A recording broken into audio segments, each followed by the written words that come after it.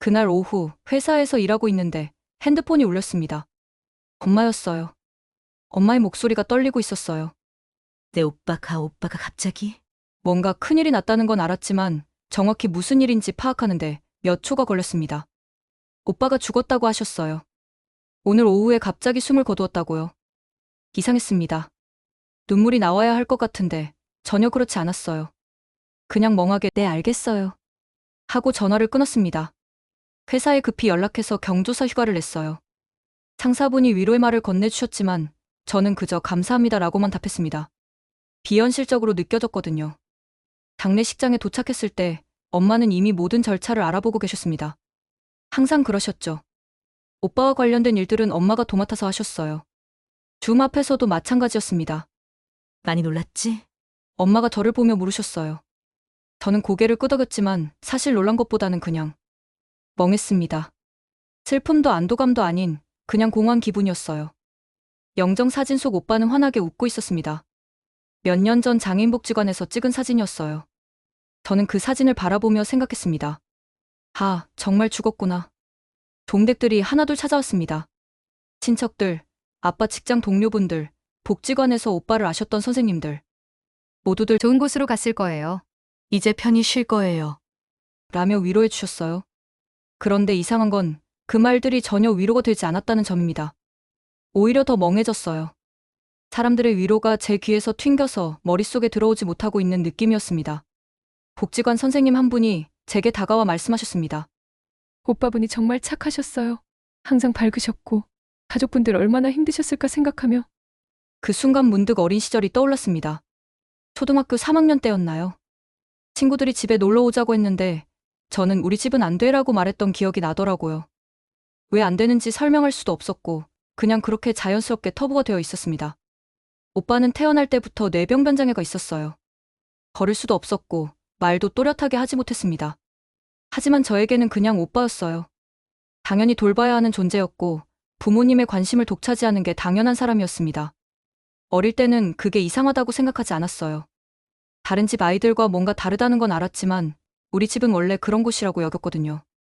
비가 와도 우산을 안 가져왔을 때 다른 아이들처럼 엄마가 우산을 들고 올 거라는 기대를 할 수 없다는 걸 알았어요. 그냥 비를 맞고 집에 가거나 비가 그칠 때까지 기다리는 게 당연했습니다. 준비물도 혼자 챙겼어요. 학급 가정통신문을 받으면 조용히 필요한 것들을 메모해두고 엄마 지갑에서 돈을 꺼내서 문구점에 가서 사왔습니다. 열린 수업 날에도 부모님이 오실 수 없다는 걸 알고 있었어요. 오빠를 두고 올 수 없으니까요. 집에 오면 냉장고에서 반찬을 꺼내서 혼자 먹었습니다. 엄마는 오빠 밥을 먹여주느라 바쁘셨거든요. 가끔 엄마가 장을 보러 나갈 때는 제가 오빠를 봐줘야 했어요. 잠깐만 있어. 금방 올게. 라고 하시면서 나가시는 엄마를 보며 저는 오빠 곁에 앉아서 숙제를 하거나 책을 읽었습니다. 저는 자연스럽게 혼자서 모든 걸 해결하는 법을 배웠습니다. 숙제도 혼자, 준비물도 혼자, 아플 때도 혼자 약을 찾아 먹었어요. 그런 저를 보고 부모님은 우리 딸은 정말 착하고 자립심이 강해. 곧 칭찬해 주셨습니다. 하지만 그게 칭찬받을 일인지는 잘 모르겠어요. 그냥 그렇게 살 수밖에 없었으니까요. 장례식장에서 밤을 보내며 저는 계속 영정사진 속 오빠를 바라봤습니다. 평온해 보였어요. 아빠는 한쪽 구석에 앉아 담담하게 조문객들과 이야기하고 계셨고 엄마는 여전히 이것저것 챙기며 바쁘게 움직이고 계셨어요. 우리 가족은 누구도 엉엉 울지 않았습니다. 새벽 3시쯤 조문객들이 모두 돌아가고 가족만 남았을 때였습니다. 엄마가 저에게 물으셨어요. 너 괜찮지? 저는 정말 모르겠다고 답했습니다. 괜찮은지 괜찮지 않은지 도무지 알 수가 없었어요.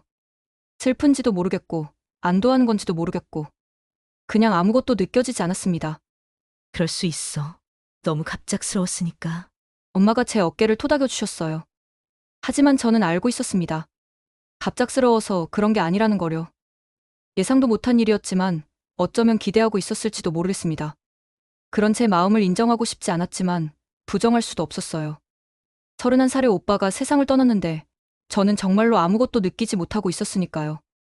장례식이 끝나고 집으로 돌아왔습니다. 오빠의 방이 그대로 있었어요.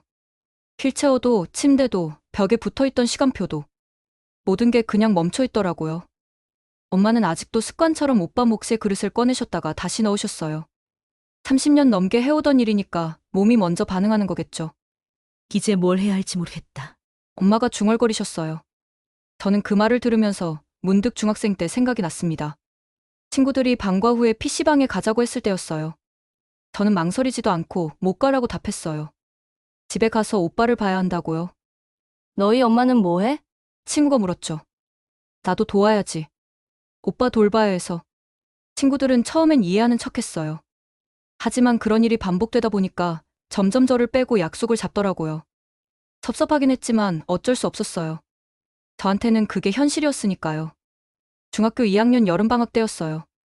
친구들끼리 1박 2일로 바다에 놀러 가자고 했어요. 모든 아이들이 신나했는데 저만 걱정이 앞섰어요. 제가 없으면 엄마 혼자서 오빠를 돌봐야 하는데 그게 얼마나 힘든 일인지 알고 있었거든요. 엄마, 저 친구들이랑 여행 안 갈래요. 왜? 친구들이랑 가면 재밌을 텐데. 그냥요. 별로 가고 싶지도 않아요. 엄마는 아무 말씀 안 하셨어요. 아마 제 마음을 알고 계셨을 거예요. 결국 저는 그 여행을 포기했습니다.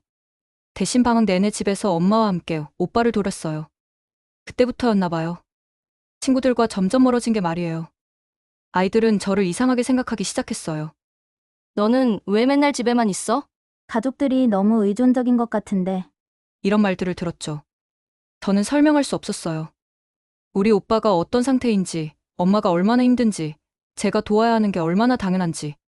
그런 걸 어떻게 설명해요? 고등학교에 올라가서는 아예 체념했어요. 수업이 끝나면 바로 집으로 와서 오빠를 봤습니다. 엄마가 복지관에서 오빠를 데려오는 시간에 맞춰서 집에 와 있어야 했어요. 오빠를 휠체어에서 침대로 옮기는 것도 두 사람이 해야 하는 일이었거든요. 덩치가 큰 오빠를 혼자서 옮기기에는 엄마가 너무 힘드셨어요. 고생한다. 우리 딸. 엄마가 가끔 그런 말씀을 하셨어요. 저는 그런 말에도 아무 감정이 안 들었어요. 그냥 당연히 해야 하는 의무감 같은 거였어요. 오빠는 말을 또렷하게 하지 못했지만 자기 의사표현은 할 수 있었어요. 배가 고프면 밥이라고 했고 목이 마르면 물이라고 했죠. 화장실에 가고 싶을 때는 응가라고 말했어요. 저는 그런 오빠의 신호를 알아듣고 도와드렸습니다. 엄마가 바쁠 때는 제가 오빠 밥을 먹여드렸어요. 한 숟가락씩 입에 넣어주고 물을 마시게 도와주고 화장실에 갈 때는 함께 가서 줬죠. 가끔 오빠가 저를 보고 웃을 때가 있었어요. 그럴 때면 기분이 복잡했어요. 고마워하는 건지 그냥 좋아서 웃는 건지 알 수 없었거든요. 토요일이나 일요일에는 엄마와 함께 오빠를 산책시켰어요. 사람들이 별로 없는 시간을 골라서요. 오빠를 휠체어에 태우고 동네를 한 바퀴 돌았습니다. 길에서 만나는 사람들의 시선이 느껴졌어요. 호기심 어린 눈빛, 불편해하는 표정, 동정하는 시선. 저는 그런 시선들을 무시하려고 노력했어요. 하지만 완전히 무시할 수는 없었죠. 저 집도 참 힘들겠다. 지나가는 아주머니들이 속삭이는 소리가 들렸어요. 그런 말들을 들을 때마다 가슴이 무거워졌어요. 우리가 남들에게 동정받을 대상이라는 게 싫었거든요. 하지만 그게 현실이었어요. 고등학교 3학년이 되어서는 입시 때문에 바빠졌어요. 그래도 집안일을 소홀히 할 수는 없었죠. 공부하다가도 오빠가 부르면 달려갔어요. 너는 정말 효녀다. 친척들이 그런 말을 했어요. 효녀라는 말도 싫었어요. 제가 선택해서 하는 일이 아니라 그냥 해야만 하는 일이었는데 왜 그걸 효심이라고 부르는 건지 이해할 수 없었어요. 대학 입시를 준비할 때 오빠를 돌보느라 공부를 남들처럼 충분히 하지는 못했지만 제가 할 수 있는 한 최선의 대학을 갔어요. 합격 발표가 났을 때 엄마가 기뻐하셨어요. 우리 딸이 이렇게 힘든 상황에서도 대학에. 저는 그 말을 들으면서 씁쓸했어요. 다른 아이들은 당연히 하는 일인데 저에게는 대단한 성취가 된 것 같아서요. 대학에 입학하고 나서는 달라졌어요. 처음으로 제 인생을 살기 시작했어요. 수업이 끝나도 바로 집으로 오지 않았고 친구들과 어울리며 캠퍼스 생활을 즐겼어요. 알바도 하고 대학 친구들하고도 어울리면서 그렇게 즐겁게 지내려고 했어요. 오빠 생각은 일부러 하지 않으려고 했어요. 그렇게 대학생이 되어서는 저도 제 인생을 살고 싶어 했어요. 더 이상 오빠 일에 얽매이고 싶지 않았죠. 물론 마음 한구석에는 항상 작은 죄책감이 있었지만 그래도 자유로웠어요. 대학교 1학년 때 처음 남자친구를 사귀었어요. 과동기였는데 같이 과제하다가 자연스럽게 가까워졌죠. 처음엔 그냥 재미있게 만나는 사이였어요. 영화도 보고 밥도 먹고 다른 대학생들처럼 평범하게요. 저는 그게 너무 좋았어요. 누구한테도 설명할 필요 없이 그냥 저 자신으로만 존재할 수 있었거든요. 한 달쯤 사귄 뒤에 남자친구가 물어봤어요. 너 집은 어때? 가족들은? 저는 잠깐 망설였어요. 어떻게 말해야 할까? 그냥 부모님, 오빠 있어라고 간단히 답했죠. 오빠랑 사이 좋아? 뭐 그냥. 그때는 더 자세히 설명하지 않았어요. 설명하고 싶지도 않았고요. 대학에서만큼은 그런 걱정 없이 살고 싶었거든요. 하지만 관계가 깊어지면서 점점 숨기기 어려워졌어요. 남자친구가 집에 놀러 가고 싶다고 하기 시작했거든요. 우리 사귄 지 반년이나 됐는데 집에 한 번도 못 가봤네. 저는 계속 미뤘어요.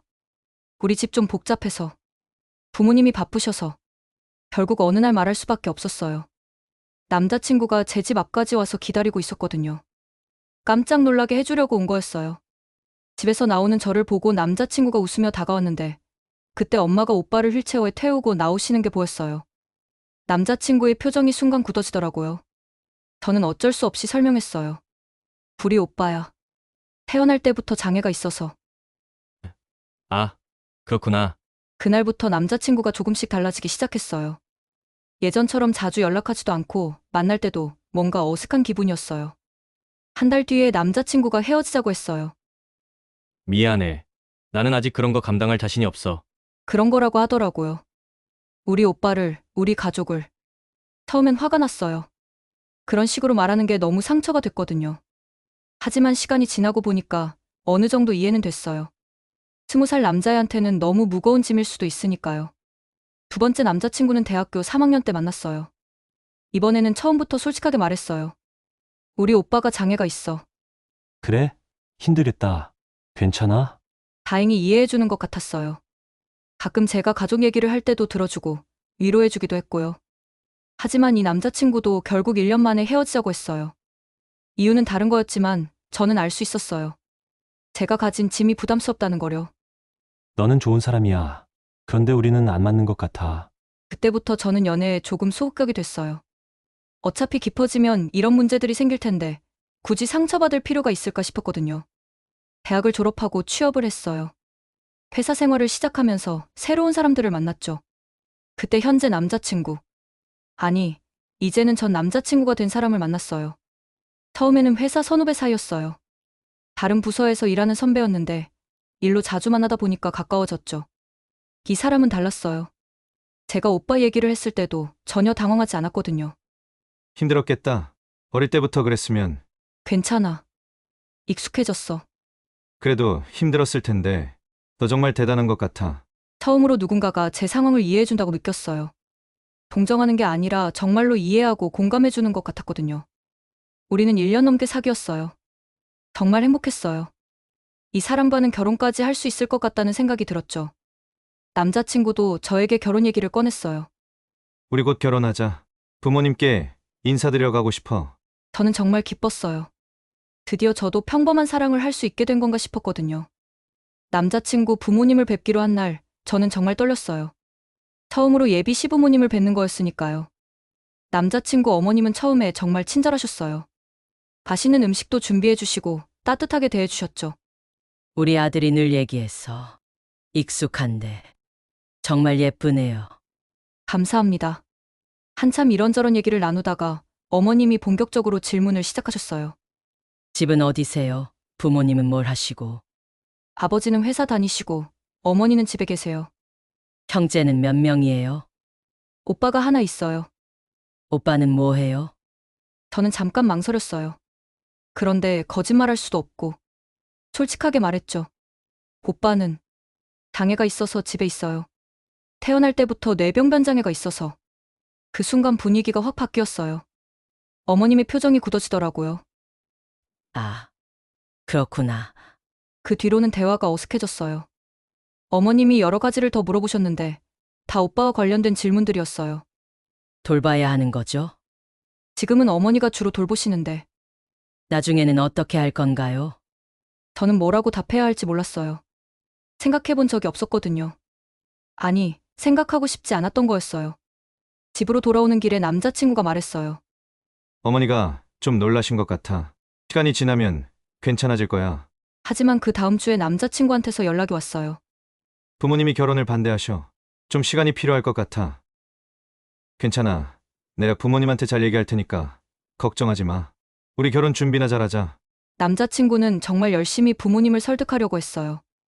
매일 집에서 이야기하고 저희 좋은 점들을 어필하고 저는 불안하긴 했지만 그런 남자친구를 보며 믿고 기다려줬어요. 그런데 2주 뒤 남자친구 어머님한테서 직접 연락이 왔어요. 한번 만나서 얘기해요. 우리 아들 없이 둘이서. 만나서 들은 얘기는 정말 충격적이었어요. 솔직히 말할게요. 저희는 이 결혼을 절대 받아들일 수 없어요. 장애인 가족을 둔 며느리를. 저희 아들이 평생 그 짐을 져야 한다고요. 어머님, 나중에 부모님까지 늙으면 어떻게 하실 거예요? 저희 아들이 당신 오빠까지 책임져야 해요. 애들 낳으면 애들한테도 영향 갈 텐데. 그런 집안과는 절대 사돈 못해요. 어머님은 정말 냉정하게 제가 가장 아픈 부분들을 하나하나 후벼 파듯이 말씀하셨어요. 저는 아무 말도 할 수 없었어요. 저희 아들 귀한 자식이에요. 그런 집에 보낼 순 없어요. 제 말 무슨 말인지 알죠? 그날 밤 남자친구에게 그 얘기를 했어요. 남자친구는 화를 냈어요. 어머니가 왜 그런 말을? 미안해. 내가 다시 얘기해 볼게. 하지만 그 뒤로 남자친구가 달라지기 시작했어요. 예전처럼 확신에 차서 괜찮아. 해결될 거야. 라고 말하지 않았어요. 점점 우유부단해지고 만날 때도 어색해졌죠. 한 달쯤 그런 애매한 상황이 계속됐어요. 남자친구는 부모님을 설득하겠다고는 하면서도 결혼 얘기는 더 이상 꺼내지 않았어요. 저는 그런 남자친구를 보면서 알 수 있었어요. 이미 마음이 기울고 있다는 거려. 결국 제가 먼저 말했어요. 우리 헤어져. 왜 갑자기? 너도 힘들어하고 있잖아. 이렇게 끌고 가봤자 우리 둘 다 상처만 받아. 남자친구는 부정하려고 했지만 결국 아무 말도 하지 못했어요. 그렇게 죽고 못 산다던 저를 우리 오빠 때문에 놓는 남자를 저는 놓아주었어요. 그날 밤 처음으로 깨달았어요. 우리 오빠의 존재가 제게는 평생 따라다닐 짐이라는 거려. 그렇게 이별을 한 뒤 저는 처음으로 우리 오빠를 정면으로 바라봤어요. 그동안은 그냥 당연한 존재였는데 이제는 다르게 보이더라고요. 휠체어에 앉아서 텔레비전을 보고 있는 오빠를 보면서 생각했어요. 오빠 때문에 내 인생이 망가지고 있구나. 무서운 생각이었어요. 지금까지 한 번도 그런 식으로 생각해 본 적이 없었거든요. 오빠는 그냥 우리 가족이었으니까요. 하지만 현실은 달랐어요. 제가 26살이 되도록 연애를 할 때마다 항상 같은 문제에 부딪혔던 이유, 항상 남자친구들과 깊어질 수 없었던 이유, 결혼까지 생각했던 사람마저 떠나보내야 했던 이유. 모든 게 오빠 때문이었어요. 그날 밤 잠이 안 와서 이런저런 생각을 했어요. 내 미래는 어떻게 될까? 지금은 엄마가 오빠를 돌보고 계시지만 엄마도 점점 나이가 들어 계셔요. 벌써 60대 초반이신데 언제까지 오빠를 들어서 옮기고 밥을 먹여주고 화장실에 데려가실 수 있을까요? 아빠도 마찬가지예요. 회사에서 돌아와서도 오빠 돌봄을 도와주시는데 정년 퇴직하시면 어떻게 될까요? 연금만으로는 우리 가족이 살기도 빠듯할 텐데 물론 어느 정도 나라의 장애인을 위한 일부 지원이 있긴 하지만 평생 감당할 수 있을까요? 결국 그 모든 책임이 저에게 넘어올 거라는 걸 알고 있었어요. 저는 오빠보다 5살 어려요. 오빠가 31살이니까 저는 26살이죠. 오빠가 얼마나 더 살지는 모르지만 아마도 저보다는 먼저 죽을 거예요. 그러면 저는 앞으로 몇십 년을 오빠를 돌보며 살아야 하는 걸까요? 결혼은 할 수 있을까요? 이미 경험해봤잖아요. 아무리 저를 사랑한다고 해도 오빠의 존재 앞에서는 모든 게 달라져요. 설령 결혼을 한다고 해도 신혼 때는 부모님이 오빠를 돌봐주셨지만 부모님이 돌아가시면 어떻게 해야 하죠? 오빠를 시설에 보내야 할까요? 시설에 보내는 것도 돈이 많이 들어요. 좋은 시설일수록 더 비싸고요. 그렇다고 저렴한 시설에 보낼 수는 없어요. 뉴스에서 봤거든요. 시설에서 장애인들이 어떻게 대우받는지. 그러면 결국 집에서 돌봐야 해요. 제가 직접 돌봐야 한다는 뜻이에요. 일도 그만둬야 할지 모르겠어요. 오빠를 혼자 두고 회사에 갈 수는 없으니까요. 그러면 경제적으로는 어떻게 살아야 할까요? 이런 생각들이 꼬리를 물고 이어졌어요. 그동안은 지금만 생각하며 살았는데 처음으로 미래를 구체적으로 상상해보니까 절망스러웠어요. 다음날부터 오빠를 보는 제 시선이 완전히 달라졌어요. 오빠가 물이라고 하면서 저를 부를 때 예전에는 그냥 물을 떠다 줬는데 이제는 짜증이 났어요. 내가 왜 이런 걸 해줘야 하지? 오빠가 밥을 흘리면서 먹을 때도 예전에는 그냥 닦아줬는데 이제는 한숨이 나왔어요. 30 넘은 사람이 왜 이것도 제대로 못하지? 그런 제 자신이 싫었어요. 오빠는 아무 잘못이 없는데 왜 제가 이런 생각을 하는 걸까요? 하지만 멈출 수가 없었어요. 엄마가 오빠를 복지관에 데려다주고 오는 모습을 봐도 예전과는 다른 감정이 들었어요. 저렇게 힘들게 사시는 게 과연 의미가 있나? 복지관에서 오빠와 함께 프로그램에 참여하는 다른 장애인분들을 봤어요. 그분들 가족들도 저희와 비슷할 거예요. 매일 돌보느라 지치고 미래에 대한 걱정으로 잠 못 이루고. 그때 문득 생각했어요. 모든 가족들이 이런 삶을 살아야 하는 게 맞나? 장애인 당사자도 힘들겠지만 가족들도 정말 힘들잖아요. 제 인생도 중요한데 왜 제가 태어나면서부터 이런 운명을 짊어져야 하는 거죠? 친구들을 만나도 예전처럼 즐겁지 않았어요. 친구들은 연애 얘기, 결혼 준비 얘기를 하는데 저는 끼어들 수가 없었어요. 너도 빨리 좋은 사람 만나서 결혼해. 친구들의 그런 말이 더 이상 격려로 들리지 않았어요.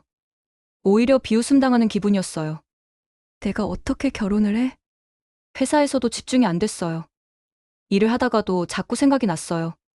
집에 가면 또 오빠 돌봐야 하는구나. 동료들이 술 한잔 하자고 해도 거절했어요. 집에 일찍 들어가야 한다는 핑계를 댔지만 사실은 사람들과 어울리고 싶은 마음도 없었어요. 그렇게 몇 달을 보내면서 저는 점점 우울해졌어요. 이런 게 우울증인가 싶었어요. 아침에 일어나기 싫고 아무것도 하기 싫고 미래에 대한 희망이 전혀 없었거든요. 엄마가 눈치채셨나 봐요. 너 요즘 왜 그러니? 무슨 일 있어? 아니에요. 그냥 직장에서 스트레스 받아서. 거짓말이었어요. 진짜 이유를 말할 수는 없었거든요. 오빠 때문에 제 인생이 망가져서 우울해요라고 어떻게 말해요?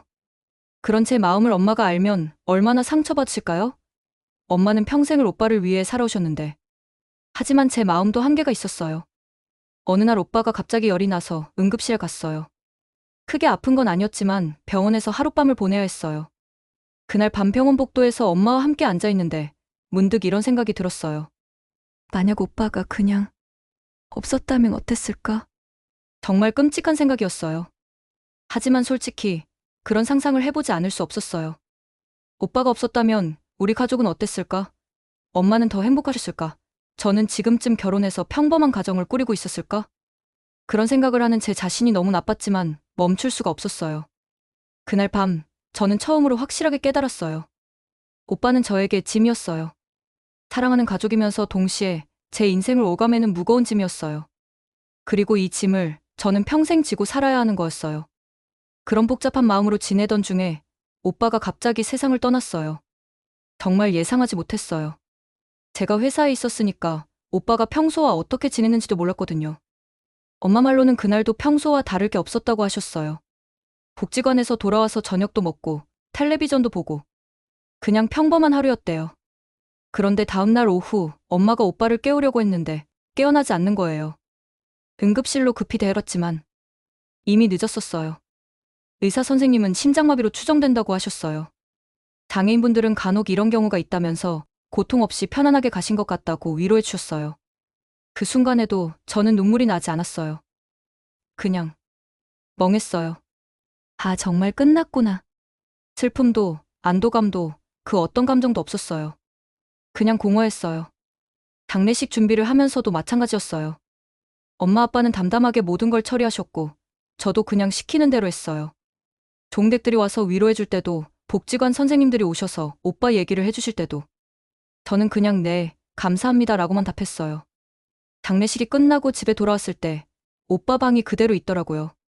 침대도 휠체어도 그동안 오빠가 쓰던 모든 물건들도 그대로. 오빠가 떠났는데 오빠가 쓰던 물건은 모두 그 자리에 그대로 있군요. 세상이 멈춘 것 같았어요. 일주일쯤 지났을 때 문득 이상한 기분이 들었어요. 아침에 일어났는데 뭔가 허전한 거예요. 그동안 매일 아침마다 들렸던 소리가 없었거든요. 오빠가 깨면서 내는 소리, 엄마가 오빠를 돌보시는 소리들. 집이 너무 조용했어요. 엄마도 뭔가 어색해 하시는 것 같았어요. 그동안 오빠 중심으로 돌아가던 모든 일상이 사라진 거니까요. 뭘 해야 할지 모르겠다. 엄마가 중얼거리셨어요. 아빠는 평소보다 더 늦게 퇴근하셨어요. 집에 와도 딱히 할 일이 없으니까 회사에서 더 머물다 오시는 것 같았어요. 저도 마찬가지였어요. 회사에서 돌아와도 급하게 집에 올 이유가 없어졌어요. 오빠 돌볼 일도 없고 엄마 도와드릴 일도 없고 그냥 평범한 가족이 된 거였어요. 하지만 그게 오히려 어색했어요. 한 달쯤 지나서 엄마가 말씀하셨어요. 복지관에서 연락 왔는데 선생님들이 오빠 많이 그리워하신다고 하더라. 그 말을 들으니까 갑자기 오빠 생각이 났어요. 복지관에서 프로그램 참여할 때 웃고 있던 오빠 모습이요. 그때 처음으로 마음이 무거워졌어요. 슬픔 때문이 아니라 뭔가 복잡한 감정이었어요. 오빠 입장에서는 어땠을까? 태어나서 죽을 때까지 누군가의 도움 없이는 아무것도 할 수 없는 삶.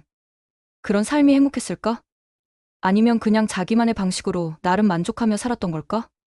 오빠는 한 번도 불평한 적이 없었어요. 아프다고 하거나 힘들다고 하거나 그냥 항상 웃고 있었어요. 어른이 되어서도 어린아이처럼 순수하게요. 그런 오빠를 생각하니까 제 자신이 부끄러워졌어요. 오빠를 짐이라고 생각했던 제가. 하지만 동시에 이런 생각도 들었어요. 정말로 다행이라고요. 이제 저도 제 인생을 살 수 있게 됐으니까요. 연애도 자유롭게 하고 결혼도 할 수 있고 미래에 대한 걱정도 없어졌으니까요. 그런 생각을 하는 저 자신이 나쁜 사람 같았지만 솔직한 마음이었어요. 몇 달 후 전 남자친구한테서 연락이 왔어요. 오빠 소식 들었어. 정말 놀랐다. 괜찮아? 응, 괜찮아. 힘들겠지만 그래도 이제 자유로워진 거 아니야? 우리 다시 만나볼까? 그 말을 듣는 순간 기분이 묘했어요. 예전 같았으면 화가 났을 텐데 이상하게 아무 감정이 없었어요. 아니야. 우리는 끝났어. 왜? 이제 상황도 달라졌는데. 그런 식으로 생각하는 너와는 다시 시작할 수 없어. 그렇게 단호하게 거절했어요. 생각해보니 우리 헤어진 이유가 오빠 때문만은 아니었어요. 결정적으로는 그 사람이 어려운 상황에서 저를 버렸다는 거였어요. 진짜 사랑이었다면 끝까지 함께 했을 텐데. 그 뒤로도 몇 차례 더 연락이 왔지만 저는 받지 않았어요. 다시는 연락하지 말라고 문자를 보냈어요. 몇 달 후 회사에서 소개팅 제안이 들어왔어요. 너 이제 자유로워졌으니까 좋은 사람 만나봐. 예전 같았으면 거절했을 텐데 이번에는 승낙했어요. 소개팅 상대는 괜찮은 사람이었어요. 직업도 안정적이고 성격도 좋고. 하지만 뭔가 마음이 움직이지 않았어요. 가족은 어떻게 되세요? 그 질문을 받았을 때 저는 자연스럽게 답했어요. 부모님하고 저예요. 뭔가 어색했어요. 그날 밤 집에 돌아와서 생각했어요. 오빠가 없어진 지금 저는 정말로 자유로워진 걸까? 아니면 그냥 다른 종류의 무거운 감정을 짊어지게 된 걸까? 확실한 건 예전과는 완전히 달라진 삶이라는 거였어요.